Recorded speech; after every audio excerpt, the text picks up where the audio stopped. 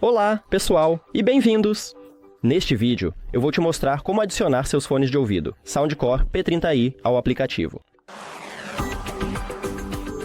Você começará abrindo as config e depois ir para Bluetooth.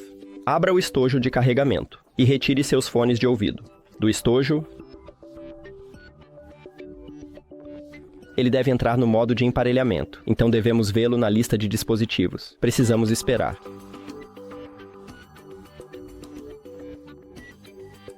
Agora clique nele e então esconda as configurações.